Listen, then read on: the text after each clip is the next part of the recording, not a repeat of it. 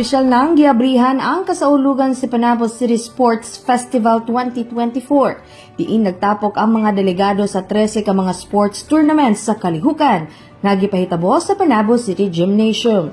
Bago gipahigayon ang maong programa, nagpahitabo og motorcade sayo sa kabuntagon ug gisundan dayon kini sa usa ka santos nga misa. Dugang pa, puno sa kahugyaw ang kalihukan tungod sa pagbisita sa usa ka sikat nga national volleyball player nga si Cherry Ann Cici Rondina. Mihatag siya og mensahe sa mga atleta sa iyang kaagi ug nagpahinumdum sa mga sumasalmot nga ipatigbabaw ang sportsmanship. Maglaban-laban ang mga delegado sa mga torneyo nga basketball, volleyball, badminton, billiards, chess, frisbee, lawn tennis, dart, football, futsal, sepak takraw, sikad racing, table tennis ug cheer dance. Enjoy usab ang madla tungod sa gipahitabong basketball team Muse Showdown ug TikTok dance competition. Nakigsadyaw sa banganak ni City Mayor Jose Relampagos nga si JM Relampagos sa aktibidades. Diin siya mihatag og dugang papremyo sa kalihukan. Sa pag-abri sa kalihukan, ana si Executive Secretary 4 Joan R. Capuyan,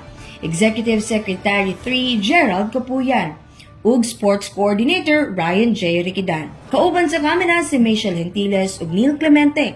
Kini si Team Acevedo nga gikan sa City Information Office Broadcast Services alang sa Frontline News Panabo.